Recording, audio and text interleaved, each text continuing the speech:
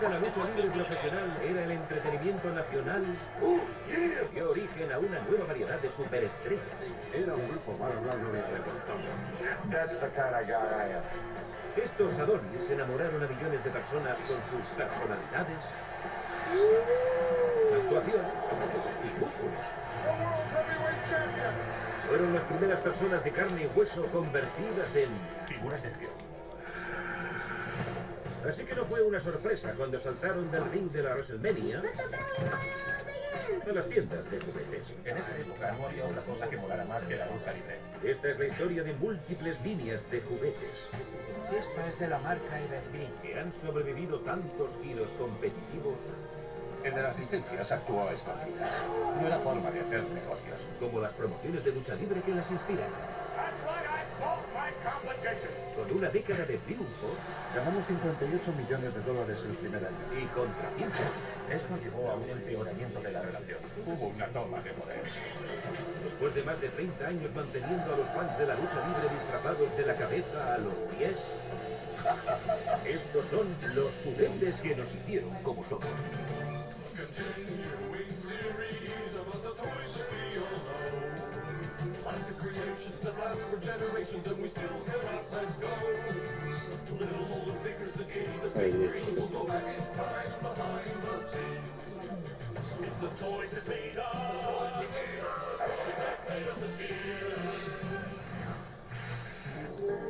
En Egipto, hace miles de años, aparte de construir pirámides y naves espaciales para sus gobernantes supremos extraterrestres, los antiguos luchaban.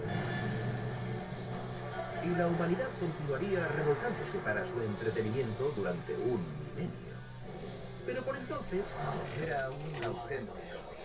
sí, porque no había body slam o codazos en aquella época. Eran tipos revolcándose sobre una esterilla durante 4 horas.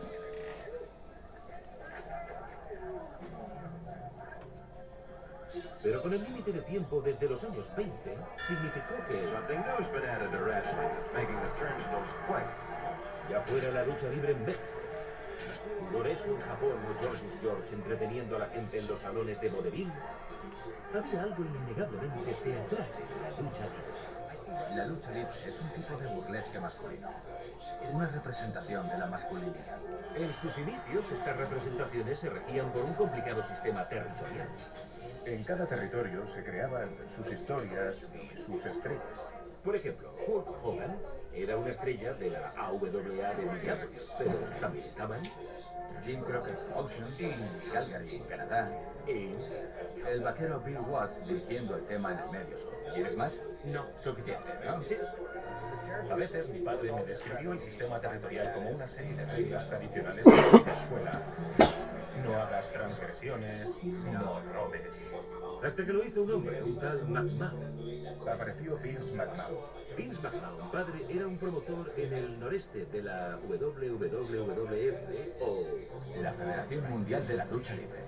Pero fue su hijo, Vince McMahon Jr., el verdadero padrino de la lucha libre profesional, pronosticando lo que la televisión por cable beneficiaría al deporte. Vio cómo entrar en las casas de los espectadores. Oye, yo puedo ofrecerte más. Iba a las cadenas y decía, mi programa es mejor. Y cuando tomó el mando en el 82, el valiente Vince se deshizo de una W y de una de las prohibiciones del sistema territorial. No robes. Grababan muchos talentos importantes de cada promoción. Te quiero a ti, a ti y a ti. Y cogían a estrellas de todos los territorios. Como la AWA y Hulk Hogan. Buster, I must admit, I believe the odds are stacked against you tonight. Pero Vince no solo se apoderaba de luchadores de otros territorios. Vince McMahon aportó su estilo y convirtió la lucha libre en un espectáculo. Historias más elaboradas y personajes más atrevidos. Y llevó músicos y actores de primer nivel para captar un nuevo y enorme público. Cyndi Lauper, Captain Lozano, Mr. T. Think you can put all around the world all my life, you know? Y años más tarde, con este Mr. T, Vince no solo cambió lo establecido, también su público. El empeño de la WWF era el de atraer a fans más jóvenes. Y ya sabéis lo que les gusta. Y sobre todo venderles juguetes. Sí, hablando de eso, en el 84, la WWF ya era una marca conocida con nombres como Hulk Hogan, Junkyard Dog, Roddy Piper y... El rayo judío. En realidad ese no era un luchador, era el apodo de un comercial de juguetes de Filadelfia llamado Robbie Keano. Empecé en diciembre del 78 como gerente de ventas nacionales de la juguetera Louis Gallup. Con 23 años, era el más joven de la historia del negocio juguetero. Robbie era una joven promesa, y también lo era su nueva empresa, la juguetera Gallup. Gallup era un pequeño negocio familiar. Eran David y su hermano Robert. Eran importadores de juguetes baratos, pero vendían tanto como 10 importadores, como aquel chimpancé que le daba los platillos y se le salían los ojos. ¿Cómo olvidarlo? Pero no solo tenía Gallup, 5 o 6 empresas también lo vendían. Gallup estaba listo para dejarse de monerías, pero necesitaba saber cómo destacar. La clave era conseguir alguna licencia porque ayudan a posicionarse. Conseguimos las de los pitufos, el equipo A y Mr. King. Pero la del equipo A solo consiguió unas ventas razonables. Luego Saúl Jodel vino de Ideal Toys como director de marketing. Mi labor en Gallup era desarrollar la empresa y una licencia con la que pudiéramos ganar dinero cada año. Pero no íbamos a por cosas como la Guerra de las Galaxias, no nos lo podíamos permitir. Eso no dejaba muchas Bueno, opciones. pues mira. A Saúl se le tendría que ocurrir algo rápido. Recibí una llamada de Robbie y me habló de la WWF. Era fan desde los 12 años. Iba a las grabaciones de televisión en el Philadelphia Arena de la calle 46 con Martin. Le dije, el público son todos críos. Para ellos, estos luchadores son superhéroes. Funcionará. Y pensé que tenía razón. De hecho, fui a ver a David Gallup y le dije, vayamos a por la WWF. Pero me dijo que no conocía mucho a Vince. No estaba muy cómodo con esa idea. Por tanto, Saúl hizo lo que haría cualquiera. Llamé a Vince y fingí que era David Gallup. Y Vince dijo, bueno, ya estamos en conversaciones con otra empresa. Y esa empresa era Remco, Una gran empresa, pero más pequeña que la nuestra. con una larga trayectoria. Remco era conocida no solo por el juguete más querido de Star Trek. Madre mía, con la luz encima. No, ese no, este. Remco tenía otras formas para fabricar juguetes. Remco tuvo mucha popularidad. Les fue bastante bien con varias líneas de juguetes. Tuvo mucha popularidad, es una forma de decirlo. Tenían imitaciones de todos los juguetes populares. Pero Saúl quería apartar a Remco de la competición mientras él, es decir, David Gallup, le hacía la propuesta a Vince por teléfono. Le dije, si quiere hacer negocios con nosotros, enviaré a mi mano derecha. Se llama Saúl Jodel. Estará ahí mañana. Así que Saúl Jodel envió a Saúl Jodel y a Robbie Keano a Nueva York. Y a la mañana siguiente, Tuvimos una reunión con Vince McMahon en Nueva York. ¿qué pasó con Remco? Vince nos dijo cuánto dinero le había ofrecido Remco y eran $10,000. Así que yo le ofrecí $25,000. Y me dijo, suena bastante bien, pero ¿cómo sé que sois una empresa mejor? Bueno, debería ser obvio, pero... Le dije, ¿por qué no llama al jefe de licencias de la Universal? Tenemos la del equipo A. Me pregunta con quién sería mejor cerrar el trato, ¿con Gallup o con Remco? El acuerdo estaba en el bote para Saúl y Gallup. Teníamos un acuerdo verbal con Vince McMahon. Pero Saúl no iba a arriesgarse. Llamé al jefe de licencias de Universal y le dije, ¿hablaría bien de nosotros? Y contestó, desde luego, déjamelo a mí, que yo me ocupo. Y así se consiguió el acuerdo. Bueno, Tal vez. Lo que yo no sabía era que Universal estaba en proceso de compra de LJN. ¿LJN? ¿Otra juguetera? La de los estudios Universal. Llamó y les contó que estábamos interesados en adquirir la WWF. Y cuando sonó el teléfono de Vince McMahon, era el presidente de LJN, Jack Whitman. Jack era muy inteligente. Vio la popularidad que tenía la lucha libre y supo que sería necesario. Le presentó una oferta de $200,000. 8 veces más de lo que le ofreció Gallup. Sí, yo habría hecho lo mismo. Sí, ya, hiciste lo mismo. Pregúntaselo a Remco. Es verdad. Pero Vince aún no había sacado a Gallup del ring. Vince no cambió de idea. Recibió una oferta mayor y nos dijo, igualad la oferta y es vuestra. En lugar de infravalorar a Vince, lo valoré más. Y estaba listo para tomar esa. No, el auténtico David Gallow tenía algo que decir. Estaba indeciso. Me dijo, no tenemos pruebas de que la lucha libre venderá. Así que Gallow hizo una contraoferta con algo que Vince McMahon nunca recibiría de LJS. $75,000 y quizá podría invitarlo a cenar. Tentador, pero Vince no se lo tragó. Lamentablemente sería una pena para uno para Saúl Jodel y una desilusión para el superfan de la lucha libre, Robbie Keylor. Fue una decepción, porque nadie podía vender la lucha. De eso no hay duda. Yo sabía cómo hacerlo. Fue una... nada. LJN la consiguió y no por casualidad. Eran buenos profesionales. Mirad todo lo que hicieron. Toy collection from LJN. Teníamos buenos productos como Knight Rider, Michael Jackson. Teníamos el Indiana Jones, la película Doom. Llegaba la hora de la lucha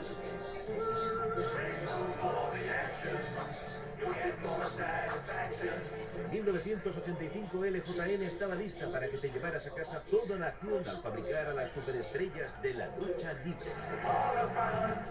Pero que las figuras estuvieran listas no fue divertido.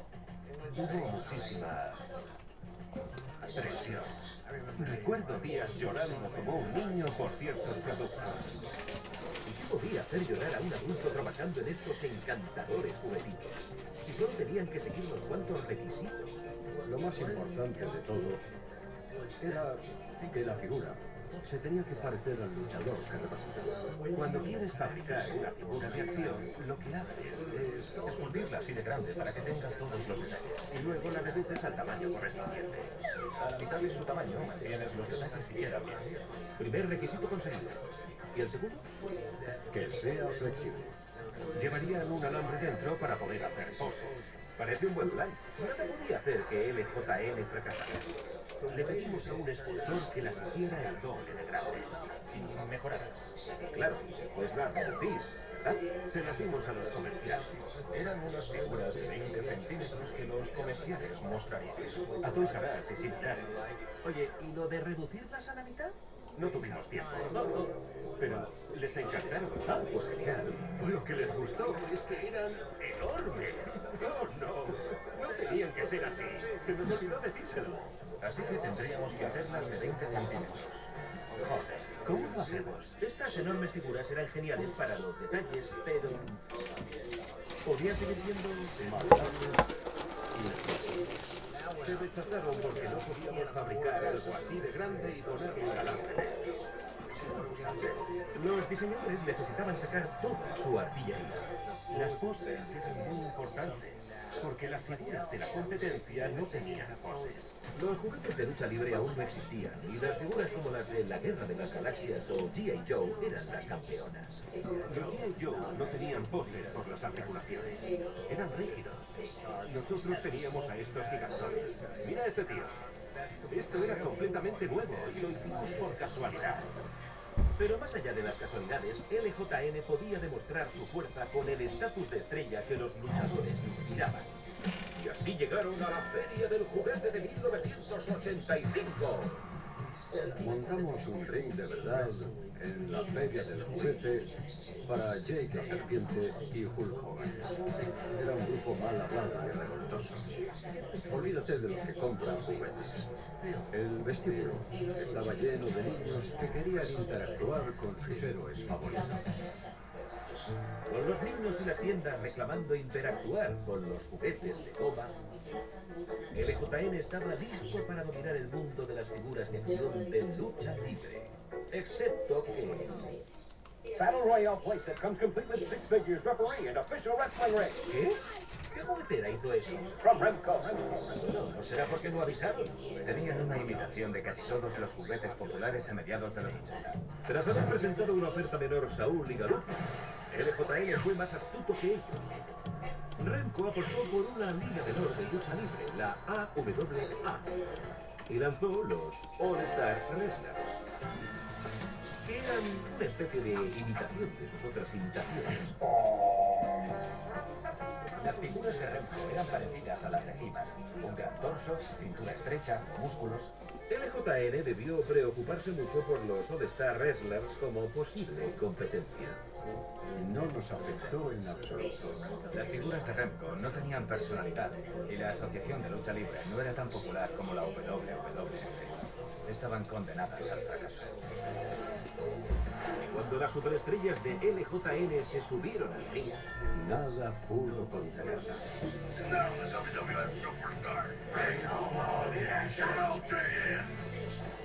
Las figuras de lucha libre de LJN no duraban en las estanterías de las tiendas.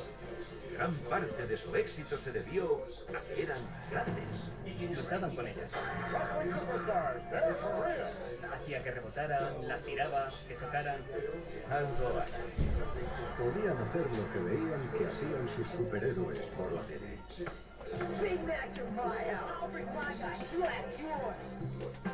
En los próximos 3 años, LJN dejó su huella en el mundo femenino lanzando un éxito tras otro con su línea de superestrellas de la lucha libre.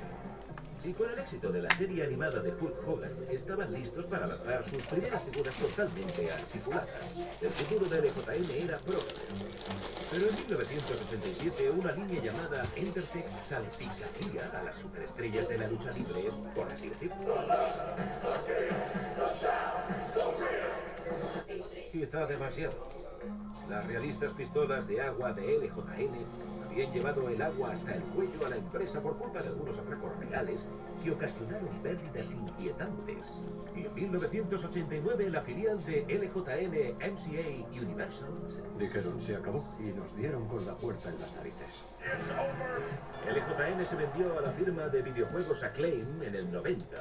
Jack Friedman montó la empresa de videojuegos THQ. Y las superestrellas de la lucha libre, bueno, encontraron su lugar en una firma canadiense.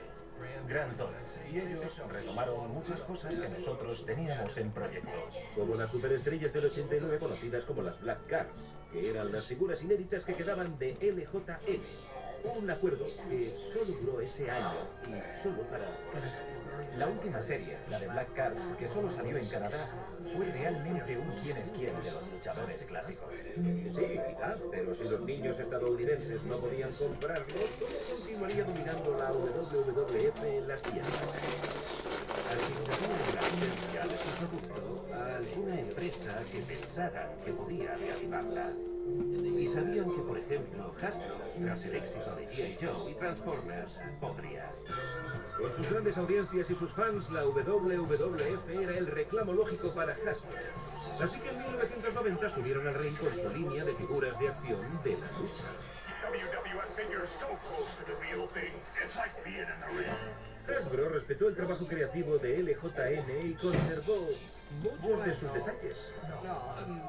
¿Ah, no? Pues no, porque rechazamos todo lo que LJN había hecho. ¿Cómo rechazar esos juguetes para perros? ¿Cuáles? ¿Juguetes para hacer? Grandes, de goma y sin articulaciones, lo que le lanzarías un porro para que lo mordiera. Estaban bien mientras tanto, pero podíamos hacerlo mejor. La visión de Hasbro para esta línea de juguetes era la imagen de la sofisticación.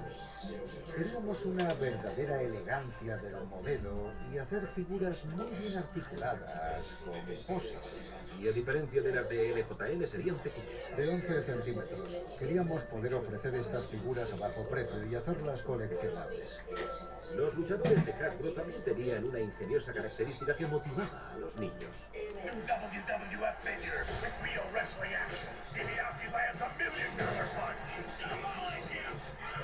Los luchadores tenían un mecanismo que les permitía pegar. Imitaban sus movimientos. Por ejemplo, The Ultimate Warrior tenía su típico salto. Lo presionabas y saltaba. Hulk hacía. Su body slam. También les golpeaba así. Eran muy didácticos. Hasbro compitió bien en las tiendas. Ganó más de $100 millones. Algo fenomenal. Para tener a los fans entusiasmados. Necesitábamos un buen precio de venta al público que funcionara a nivel financiero. En el segundo año, en el tercero, en el cuarto, el ring, el cinturón, microfiguras, incluso disfraces. Esto implicaba que los padres fueran convencidos para comprar muchos juguetes más caros. Este es nuestro Hulk Hogan parlante. Fue una de nuestras primeras figuras más grandes. Tiene un altavoz detrás, aquí, camuflado entre las rasgaduras de su camiseta que daba bien. Grabamos una sesión con Hulk para utilizar su voz. Escuchémosla. Sonaba como él en el proceso de producción. Oh. Henry, will you please see what those boys are up to? Pero la línea de productos con menos tecnología sorprendentemente era blanda. Es una almohada. Mi hijo se iba a la cama con este tío, pero antes le hacía una llave en la cabeza, peleaba con él y lo aplastaba contra el suelo. Los Wrestling Buddies fueron un éxito demoledor. 30 millones en el primer año. El único problema era que no eran de Hasbro.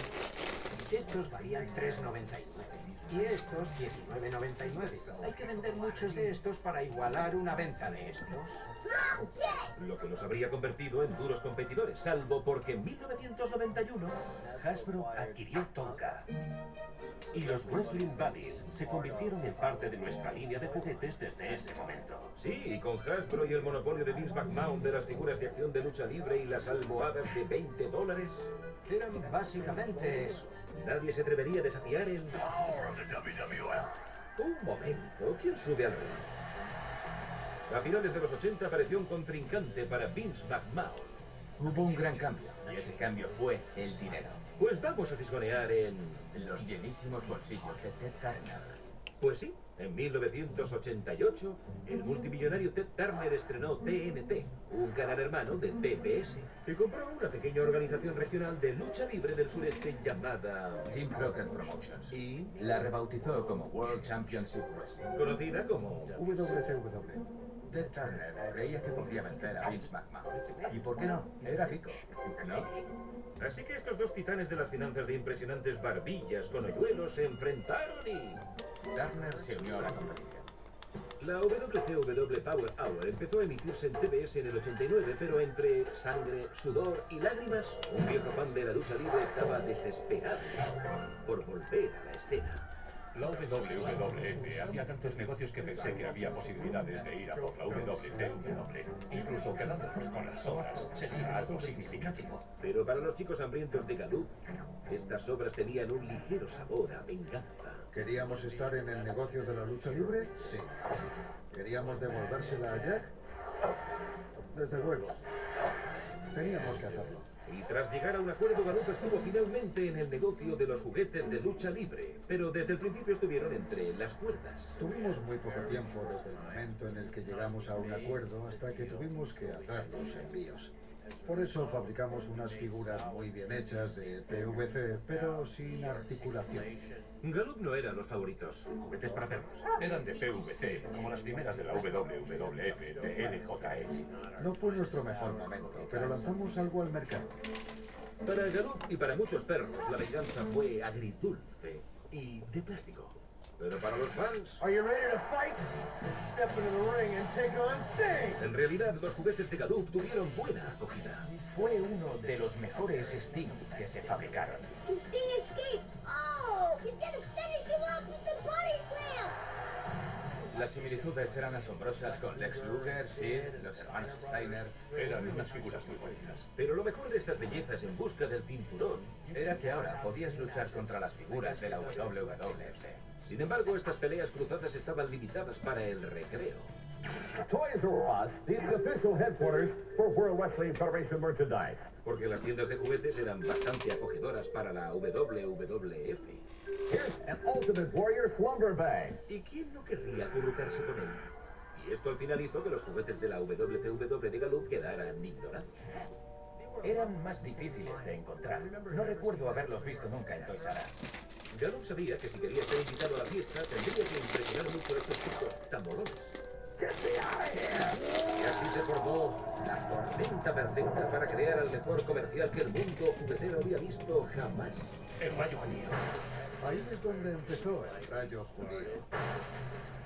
A Robbie le gustaba tanto la lucha libre que se consideraba un luchador. Ya lo creo. Me llamaban RJ o Rayo. Iba con trajes, camisas negras de seda, gafas de sol, las cadenas de Mr. T en el cuello. Ayudé a diseñar algunas de ellas. Se golpeaba el pecho, se cortaba, se maquillaba la cara. A los clientes les encantaba. Este era el aspecto de Robbie. Daba buenos cabezazos. Le di uno a Rick Steiner. Me dijo, nadie me había golpeado tan fuerte en mi vida. ¿Harías cualquier cosa por una venta? Bueno, tengo la cabeza muy dura. Pero en Gallup, los cabezazos se habían convertido en puñaladas traperas. Hubo una toma de poder. Destituyeron a David Gallup. Echaron al hombre cuyo apellido daba nombre a la empresa, junto con la licencia de la WCW. Y no fue al único al que echaron. Yo apoyaba a David. Y sabían que yo lo apoyaba. Así que no iban a dejar que me quedara. Echaron a David en julio y a mí en septiembre. Saúl nos siguió en noviembre. Fue una putada. La WCW de Ted Turner se quedó sin juguetes. Y eso tuvo que doler. Pero en Hasbro las cosas tampoco iban mejor con su línea de la WWF. Las ventas habían bajado. Pero no cómodamente. La WWF tenía picos de popularidad, estaba muy influenciada por quienes eran sus celebridades, y no siempre podías mantener a esos increíbles personajes como Hulk, André el Gigante, Macho Man y gente así. El programa y las audiencias bajaron un poco. Llegaron a un punto que no era muy viable para nosotros renovar la licencia. Y por primera vez en 10 años, Vince y la WWF tampoco tenían una línea de juguetes. Tampoco tenían a Hulk Hogan, que había decidido ponerse el pañuelo. ¿Dónde si no? En la WCW. ¿Y qué pasó con esa regla? No robes. Bueno, pues lo hicieron. Y fuera donde fuera el Hulkster, le seguían los juguetes. Pero después de que Gallup dejara la licencia de la WCW, adivinad quién se hace con ella. El Rayo Judío. Podría parecer que los luchadores de Gallup quedaban fuera de combate después de ser despedidos por su propia empresa. Sin accionistas, David, Saúl y Robbie montaron una nueva empresa, The Original San Francisco Toy Makers. Éramos buenos amigos. Sabíamos cómo tener éxito juntos. Pero a diferencia de sus juguetes en Gallup, Juguetes para perros. estos los hicieron bien. Nuestros luchadores estaban totalmente articulados. Todos tenían poses y muchos tenían movimientos. Y fueron bien acogidos. Algunos vibraban. Creo que no vendimos muchos de estos. En general, las vibraciones eran buenas. Pasamos mucho tiempo con los luchadores. Y un fabricante en concreto El Rayo Judío. estaba muy contento. No nombraré al luchador que dio mi cama. Otra putada. Esa es su historia de iniciación. Destrozaron su habitación esa noche. ¿Quién haría algo así? Os daré una pista de quién fue. Tienes que rezar, tomar tus vitaminas. Sí, sí. Y lo peor de todo fue que Robbie se sentía orgulloso de formar parte de esa hermandad. Quería ser uno de ellos desde que era pequeño. Hizo que se me diera bien. Mientras en la WWF, Vince McMahon y su exitoso programa Monday Night Raw no tenían una línea de juguetes ni a Hulk Hogan, ya que Ted Turner y la WCW descartó las viejas reglas secretas. No robes. Sí, esas. No solo se llevó a Hulk Hogan y a Macho Man Randy Savage, no solo engatusó a Lex Luger, incluso robó a su comentarista, el legendario entrenador Bobby el Cerebro Heenan, a Vince. ¿Quieres más? No. Suficiente, ¿verdad? Para Ted no. Vince McMahon tenía que enfrentarse a un enemigo que era más rico que él, y lo cambió todo. Quizá todo no, pero sin duda cambió las noches de los lunes. Durante años, Vince y la WWF prevalecieron. Era en directo. Sin cortes. Sin censura, podía pasar de todo. Pero en 1995 ocurrió esto. La WCW anunció.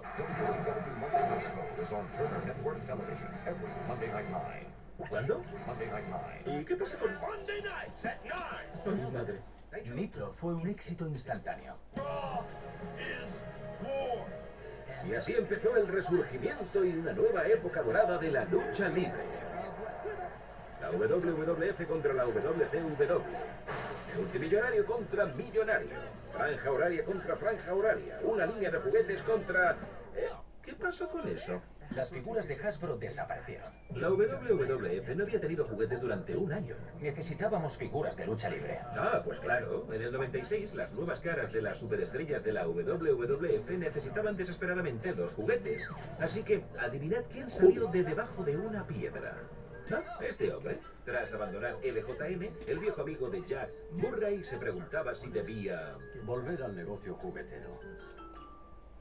Tuvimos un acuerdo verbal con Vince, y eso fue el inicio de Jakks Pacific. ¿Qué ahora hacía? WWF action figures. You ready to crunch somebody's bones? Por supuesto. I knew that you were. Sin embargo, Eran una auténtica porquería. Get that piece of crap out of my ring. Las articulaciones iban descontroladas. Parecían marionetas con hilos. ¡Era un juguete de verdad! esto se arreglaría, no solo... Because Stone Cold said so. y por la fuerza informática de los 90. En la historia de las figuras, si echas la vista atrás, verás que continúan progresando hacia la autenticidad. Using lots of high-tech gadgets, including this state-of-the-art 3D scanner, he can reproduce any character in their miniature glory. Y cuando Jakks Pacific lanzó su nueva línea de juguetes, Por fin se parecían a ellos. No eran caricaturas, simplemente eran ellos. la tecnología era barata La rotoscala era una técnica sumamente relevable. y precisa. Right down to those rock-hard abs. En el momento en el que alguien se daba cuenta de que estaban un poco hinchados, te llamaban. Pero las inseguridades no terminaban con unos luchadores hinchados.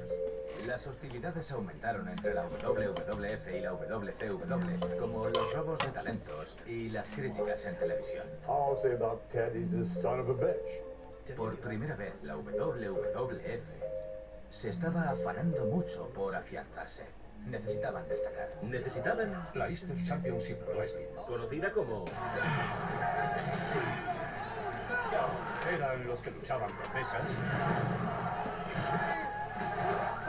o con sillas. Tenían alambres de púas. Era un desenfrenado caos. Pero nadie iba a fabricar juguetes de la EWC. Sin embargo, los guerreros de las noches de los lunes harían algunos ajustes. Siendo vulgares, siendo de verdad auténticos y descarnados. Gracias a la... La WWF ahora tenía... Otra actitud. y la WCW tenía... a un Hulk Hogan malo.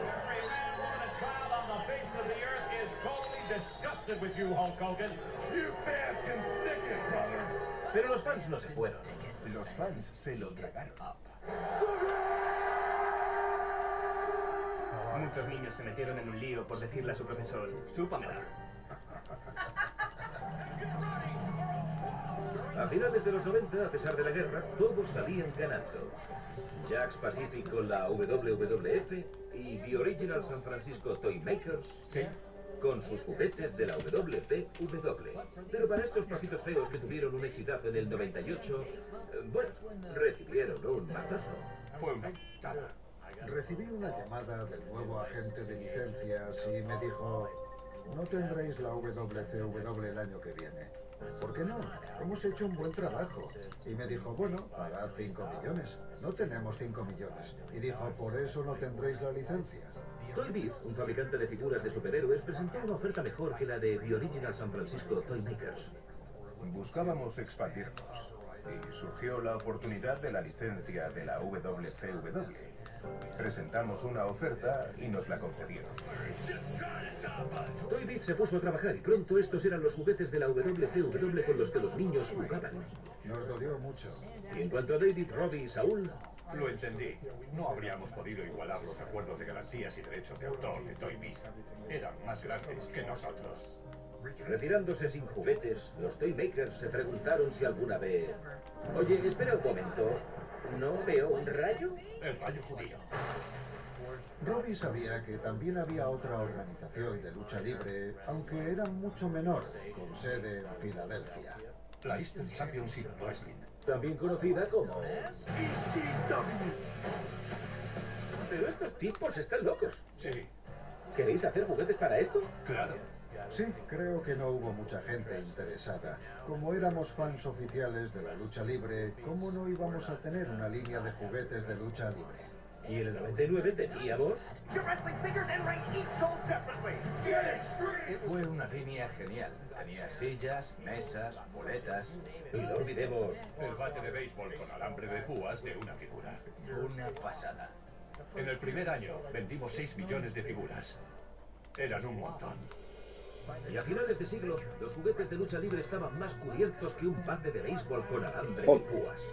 Con 3 ligas de lucha libre y 3 líneas de juguetes, podía la guerra haber llegado a su fin y todo el mundo podía disfrutar de sus juguetes favoritos en paz.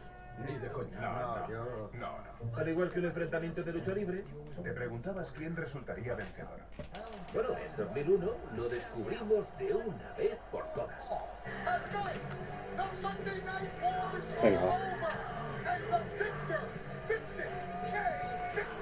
Podrían haber sido las sutiles habilidades negociadoras de Vince las que terminaron esta pugna.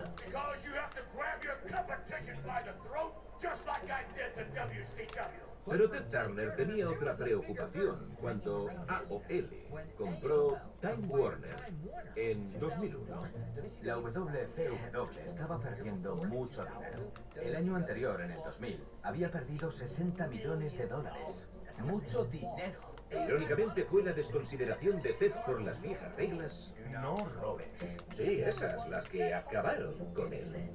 Con los grandes nombres que habían robado de la WWF estaban despilfarrando mucho dinero. Y los jefes de AOL no estaban contentos con lo que pasaba. En 2 años, el Monday Night Nitro de Ted, el mayor programa de lucha libre, pasó a manos de Vince McMahon por 4 euros.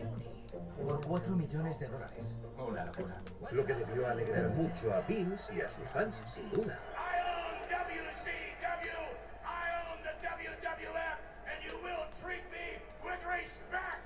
Bueno, la relación de Vince con sus fans era complicada.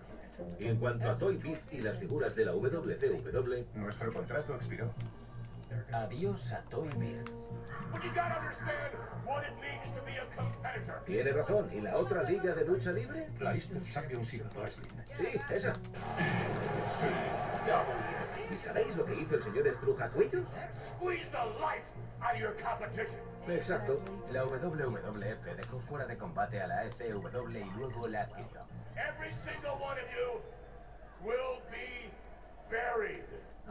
No querrás decir que... Renunciamos a la licencia.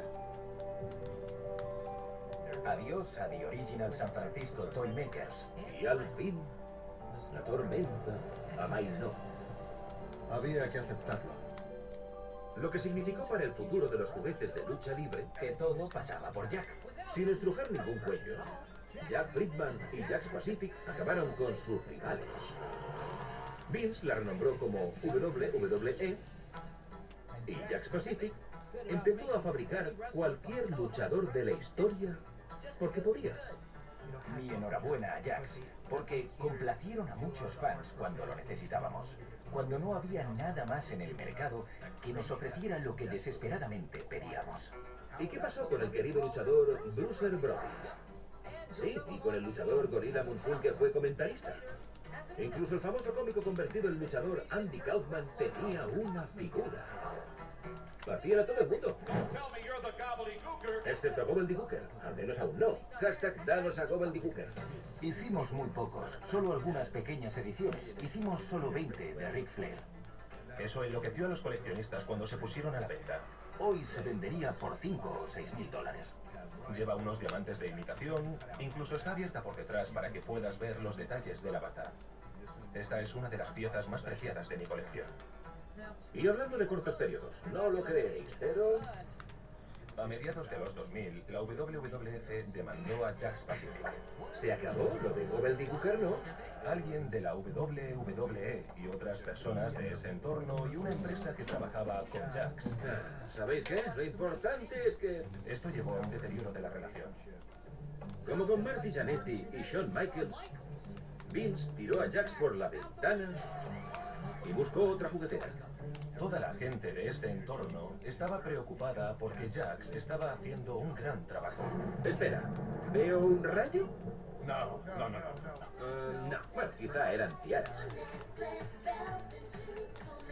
Espera un momento. This is a man's sport. Ya no, Ric Flair. Mientras Mattel lanzaba un surtido encantador de los luchadores, Una de las mejores cosas de Mattel fue la integración de luchadoras. Fue interesante. Los fans creen que no tienen gancho, pero la verdad es que sí, mucho. Por la revolución femenina de la WWE, se estaban incorporando muchas luchadoras en sus líneas. Y se expandieron para ser casi como una línea de Barbies. También tenían figuras a escala de 30 centímetros y de 15. Hablando de escalas, uno de los grandes defectos de la línea de Jax es que no estaban a escala. Mattel dijo que todo estaría a escala. Si un luchador era unos centímetros más alto en la vida real, su figura también. Fue una jugada muy inteligente. Con solo eso, les dio un montón de credibilidad de cara a los coleccionistas. Y además robaban mis estrategias. Toma. bueno, seamos sinceros, ha habido muchas estrategias, muchos juguetes y muchas jugueteras. Es una locura cómo después de todos estos años, con tantos cambios y empresas tan diferentes, siguen manteniéndose. Durante más de 3 décadas, el espectáculo de la lucha libre profesional ha conquistado los corazones de los estadounidenses. Nada puede compararse con la condición física, las dotes teatrales y las increíbles gestas que estos fortachones lograban cada lunes por la noche. Y más allá. Pero tenemos que dar las gracias a los hombres que convirtieron estos Adonis en gigantes del dormitorio. Yo había estado buscando eso muchísimo tiempo, ¿sabes? Solo en Estados Unidos, ¿vale? Era mi sueño americano. Cuesta no comparar la historia de los juguetes de lucha libre con lo que pasaba en el ring. Te preguntabas quién resultaría vencedor. Giros, vuelcos y reveses. Queríamos devolvérsela ya desde el nuevo. Ganadores Juguetes para perros. y perdedores. Nuestro contrato expiró. Dijeron, se acabó, y nos dieron con la puerta en las narices. Han estado contra las cuerdas. Eran mucho más grandes que nosotros. Claro que nos dolió. Buenos y malos Una gran putada. cometieron errores Eran enormes. Oh, no. y trajeron los cinturones a casa. En su apogeo ganó más de $100 millones. Era mucho. Con millones de personas en todo